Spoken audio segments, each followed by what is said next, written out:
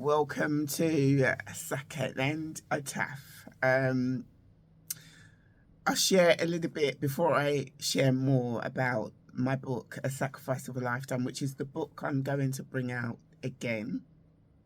I'll share a little bit about what happened in the week. So last week I shared about how a lady took the book, because sometimes when I sell my book, I do a little bit of canvassing. Not sometimes. That's the main one of the main ways I've been selling the book. All right, and this woman, she takes the book and goes in, closes the front door, and closes the door of her flat. And I'm sort of thinking, why she closed the door of her flat, and so on and so forth. In the end, she does come out and pays for it. So this week, I'm like, okay, let me, obviously be careful. And again, someone looks at the book and says, yeah, I'd love to buy it.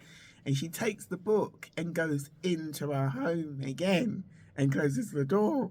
And I'm like, but she's taken a bit of time. Why is she taking so long? So I ended up actually, I don't know, I think the door might have been, I can't remember. It might have been open, I can't remember. And so I ended up calling, saying, hello. And she was like, yes. She was just looking for change. And anyway, she came out and bought the book. I've just got to be careful. And then yesterday I met somebody and she was like, yeah, I'd like to buy the book. Hold on to this and I'll go and get the money, or, I'll go and, get my card or whatever to pay for it. So, but I've just got to be a little bit careful, because I did share how, years ago someone took the book and they were in, it was tall flats, and they must have been nearly at the top, and they took it and didn't come back down. For some reason, I don't know, this has happened in the last few days, maybe just for me just to be more cautious. So last week and the week before, I've been sharing about my book, Taffy How. This is sort of like the old version. It's like the first part of it. And so I've shared a little bit about my home life, my background, my siblings. I've shared a little bit about when I was in nursery, and so this up there where my mum used to work nights, and then my dad used to, my mum either used to take me to nursery, my dad used to pick me up or something like that.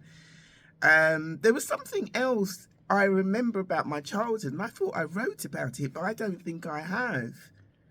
And I might include it, to be honest, when I rewrite it. I really thought I included it, and it's quite significant, and I might share that bit about you another time. It's just about how my parents, they had, when we moved from Hartington Court, we moved to a house in Thornton Heath, and it had a really big garden, and the way they organised it was absolutely fantastic.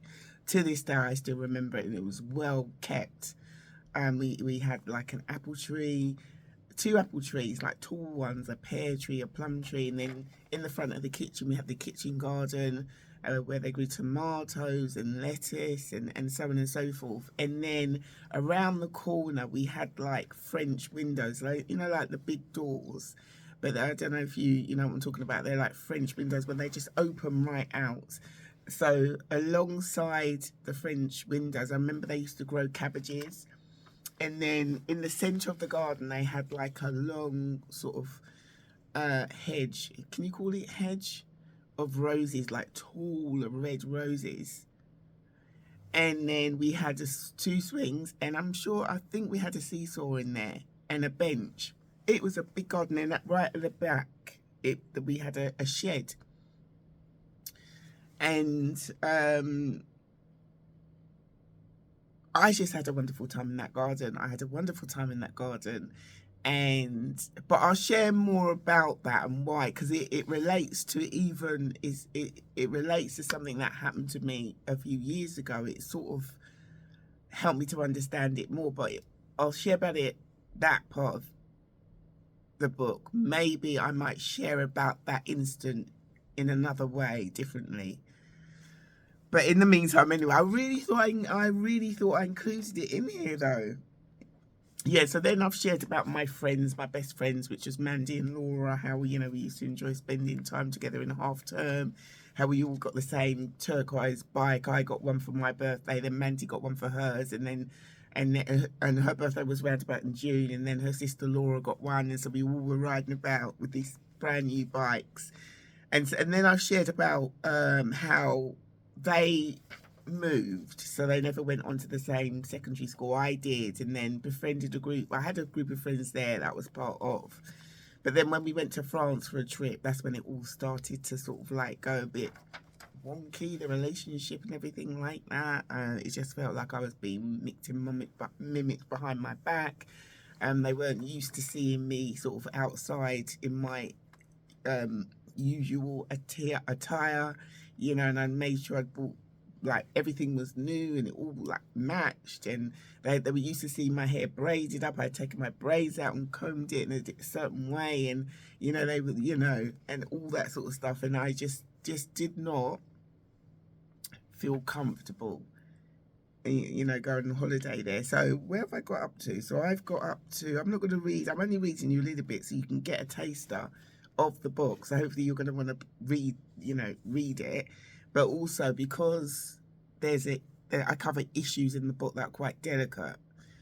When I've come across a few people that have read it, they haven't understood why I've written the book. They haven't understood it. And so I thought, you know what?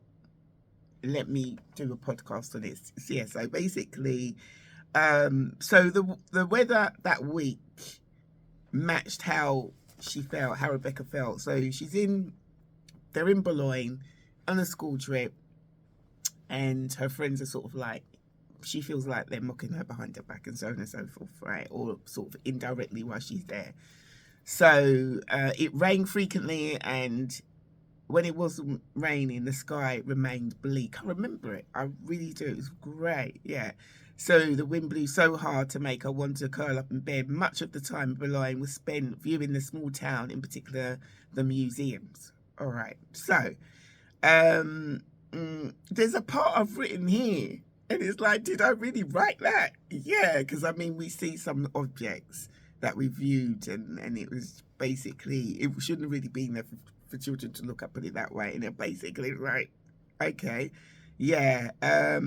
So the week finally came to an end, and the group boarded the coach and headed back to the ferry end school, and with their parents, and their parents were waiting for them that night. I remember that.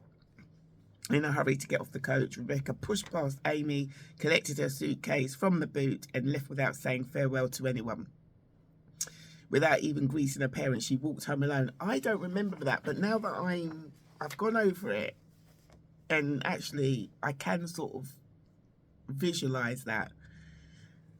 The air was warmly comforting, and she began to weep. Her tears were partly of joy of being alone again, and partly a reaction to what had taken place throughout the week. She felt free now to express her emotion without anyone watching. Her bewildered parents drove past her before realising that the child walking alone was their daughter.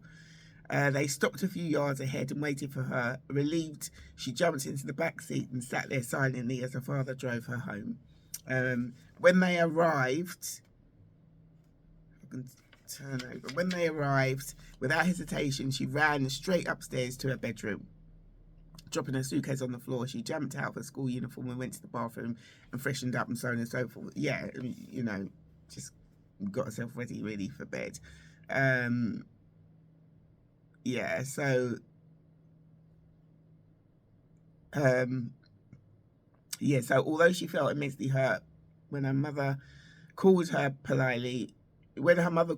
she politely went to the living room. "Are you all right?" asked Mrs. Barracu with a worried glance. Her father too was looking at her with concern. "I had a terrible time in France. They mocked me all through the week," Rebecca said tearfully. Her parents were clearly puzzled to see their daughter in such turmoil. "Can I take tomorrow off because I don't feel like going to school?" Rebecca pleaded, standing by the sideboard and looking down at the floor rather than at her mother and father. "Yes," said Mrs. Barracu without hesitation. Now was not the time to ask questions. They could wait until Rebecca was ready. And then, so where have I got to now? So, yeah.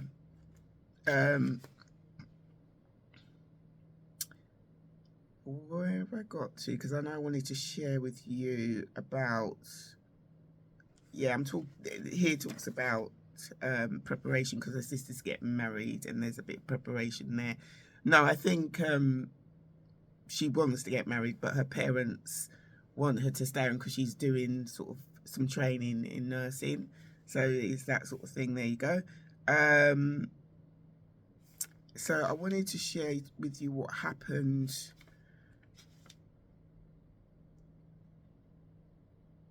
I wanted to share with you what happened the day after Rebecca came back from, yeah, here it is. So deep down within her heart, she knew she was lucky to have wonderful parents who cared about her and her welfare. But they weren't a close family. Jack, Janice and Bernice knew, of course, that she existed. They all lived in the same house, but each of them lived a separate life and kept everything personal to themselves. Rebecca felt that she could not talk to anybody in her family about the depth of emotional turmoil that she was going through. All she wanted was to be normal. All she wanted to do was to be normal. I'm going to underline that. All she wanted to do was be normal and fit in with everyone else at school. She wanted to be accepted. And the reason why I want to underline that is because now I'm so pleased that I don't fit in. Sometimes I feel like I don't fit in, and I'm so pleased about that. I'm so pleased to someone says to me, why can't you be like everybody else? I don't want to be. No. So it's just amazing being in a position that I am now, right? And reading that how I felt then. Because I don't know whether you can relate, whether people used to say that to you or people might be saying that to you now. And you've either outgrown this sentence because you can actually see the benefit of not being exactly like everybody else because you have a different point of view.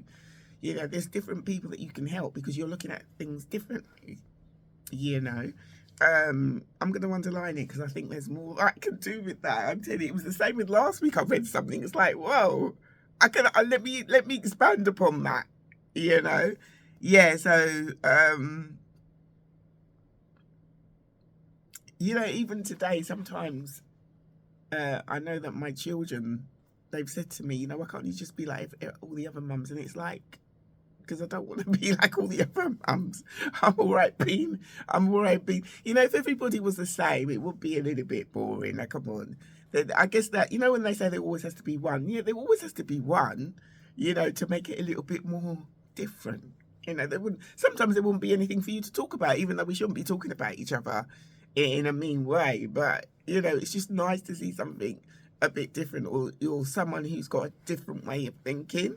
But that comes from confidence, when you're in a situation where you sort of absorb other people, you sort of think, how comes I can't fit in, or how comes I don't, and then you try to fit in.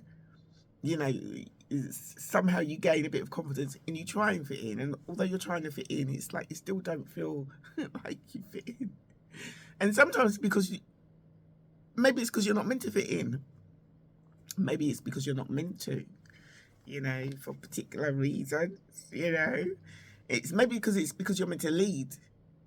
You're not meant to follow. You're meant to lead. Maybe, there's reasons behind it anyway, and I can go on and on. Yeah. So basically, she's left the house. Rebecca's left the house and headed towards Melfort Road, stopping at the large roundabout. It was now or never. It was now or never. This is how she felt. It was now or never. A car was approaching at a good speed. Rebecca stood at the edge of the pavement and suddenly ran into the road, hoping that the car and her would collide. And she did it. She ran into the road. The car's coming fast down Melfort Road. She's running to the road. And then the car goes past, misses her, and shouts out, "Are you crazy? You could have got killed," shouted the young man in the car. And Rebecca stood at the other side of the road with a far from moderate heartbeat. It was the driver's words that made her acknowledge the fact that she was being selfish, because if something had happened, she had done that on purpose. But then obviously it's going to have some sort of an effect on the driver. It's selfish. It was selfish. And it's selfish because obviously, or it's going to upset her parents, her family, and stuff like that. At the time, what she was thinking about was it was selfish because she wasn't thinking of the driver. She wasn't thinking about her pet. It's only now that I'm older, you sort of realise that, when you do things like that, it affects the family. Yeah, so she should have been, she said that it was the driver's words that made her acknowledge the fact that she was being selfish. She would have to think more constructively. So she's still trying to think of something. She didn't want to kill herself. She didn't want to do that. She wanted to hurt herself so that she wouldn't have to go to school for a few weeks. That's what it was. It wasn't that she wanted to.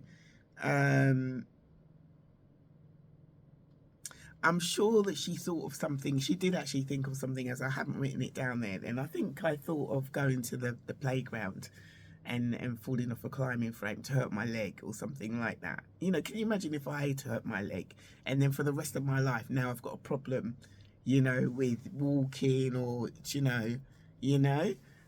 So I'm really grateful, one, that I didn't get hit by the car. And two, I didn't think of doing anything else. I basically just went home. It woke me up, it shook me. I went home and then realised that I'm going to have to confront my friends tomorrow. So the following day, she rose bright and early to face whatever was going to confront her at school. She said her farewells to her parents and set off. As she entered the school gates, her whole body began to tense. Trying to calm herself, she walked towards the school playground, to face the day. Knowing that her peer group would be standing in their usual places, when they saw her, they stopped talking and all heads turned towards her. As she approached them, she thought she saw slight smirks on their faces. Suddenly, the silence was interrupted by a bell, so the girls had no other choice but to go to their respective classes. The awkward behaviour and expressions on the faces of Linda and Kathy made it obvious that they had discussed in bitter detail the occurrence in France. From that day, Rebecca refused to socialise with the group. Much of her time during break and lunch periods was spent alone. And that's sort of like how things started to change in Rebecca's life. And I look back and it's horrible sort of looking back, and I'm grateful something was looking out for me, not to get hit by that car. I'm grateful that I didn't get hit by the car, because it could have killed me. And it wasn't a good idea to do that. So if anyone's watching and listening to this podcast, please don't think of doing something like that. If something has upset you and you feel like, it's the end of the world, try and find someone to talk to, because I had good parents that I could have spoken to. They even allowed me to have the day off without hesitation. I had parents there that wanted to help me. Try and find someone that you can talk to, and get some sort of advice.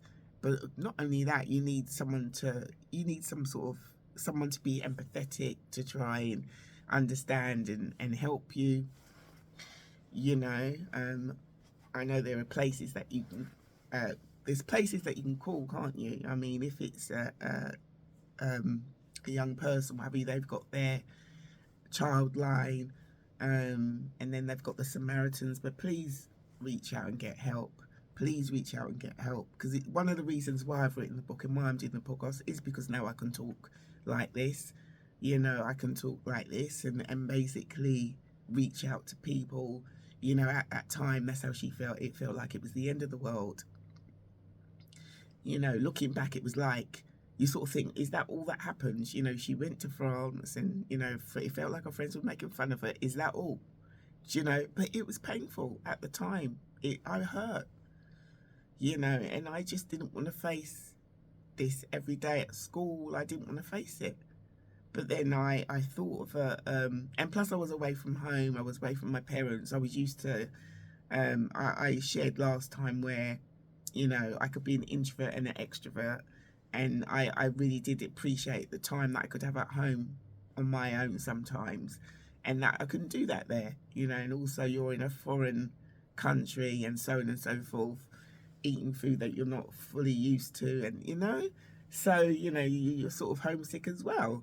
So it was, and she was only young. She was, at the time, I must have been about 12, 13, and it just felt awful. It really did. And I just wanted to hurt myself. But if anybody, like I say, if anybody's feeling upset or hurt or so, please find someone to talk to. Um, please do that. If you're a Christian, that prayers are effective. Be prayerful, and the reason I say that is because that's my background. That's basically, I was raised up in a Christian household, and so on and so forth, and that also paved a way for me, and developed as I grew. But I'm just saying that because that's my background. That's what I knew.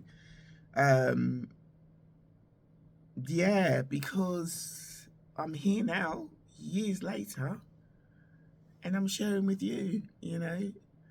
Sometimes when we do go through certain things in life and we overcome it and we learn from it and it strengthens us, and then we learn more about ourselves. We learn to respect ourselves. We learn to respect who we are, the talents that we have, how you can help other people, and so on and so forth. And then you sort of realize that, whoa, I know that I went through this, but look at how I can help this person, and look how I can share about this, that, what have you, because I have gone through something, that was painful at the time. But I got through it, and then I saw life improve. I've had great days since then. It took time, but it was a learning curve for me. It took time, but it was a learning curve for me, And now I'm here, like, years later, talking about it. And I'll be talking about it in a much bigger way, most probably, because I feel like it's something that we do need to talk about. I think it's something that needs to be addressed now, especially now when it comes to bullying in schools. It's different now as well, because it's online as well, isn't it? It's online as well. You sort of think, you can leave school and go home, but now, it's also continuing online. It can be pretty brutal. Some of the stuff children are saying or can do, what have you now. So that's basically part of what chapter is this one on? This one is on probably chapter 2. Is it still chapter 1? They're quite long chapters compared to Taffy Howe. I think it's still chapter 1. Yeah, so basically that's part of it. You've sort of got to see some part of my life, and I thought I wanted to share that with you. And again, if you know anybody that's going through any difficulty or they're going through any trauma or what have you, see if you can just be there for them and just listen to them and try and encourage them, and you can even share about what I've shared about, because it is difficult out there. And I feel like I say, I was blessed because I had parents that cared about me, and they wanted to really support me and help me, and so on and so forth. But yeah, I'm just so grateful that I managed to get over it. I'm sure my parents were praying for me, so there you go. So that's part of a little bit more about Sacrifice of a Lifetime. I'm excited about this book. Now I'm sharing it with you. I'm excited to start rewriting it and to bring it back out again. I wonder if I'll be able to rewrite. I'm sure I'll be able to rewrite part 1 for 2026 for next year. I'm sure I'll be able to do it, because it's this sort of, it's not that big. I look at that book and sort of think it's about the same thickness as this, the part 1. So I'm looking forward to it, and I really do appreciate you listening. I'm sure there's certain things I'm talking about that you'll be able to relate to, and maybe not, but still, listen, if you get to more of my podcasts that I'll be sharing each week. And again, if you want to comment, please do. If you want to follow me on social media, my Instagram is Roslyn1325. I'm on Facebook as Roslyn Roberts. I'm on Twitter on @author_RR Roberts. The reason I know it now is because I've been actually writing it down. I've been writing it down on one of my index cards to give to people, because I basically had a bit of PR that went out this week, and it was put in a magazine. I think it's called Table Reads or something like that, and they actually put something on Twitter about it as well, which I was really impressed with. So I've been sort of like sharing my Twitter, my X, should I say, it's X. It's not Twitter now. So people could actually look at that as well. So it's really good. I'm slowly getting there, slowly but surely. It takes time, doesn't it? It definitely does. Yeah, and then my YouTube is Welcome Rosalind Roberts, and of course my podcast Sac Taff. So it would be good for you to, follow me online, do a few likes, and subscribe if you can on my YouTube and my podcast. And in the meantime, take care, and I'll speak to you soon. Bye bye.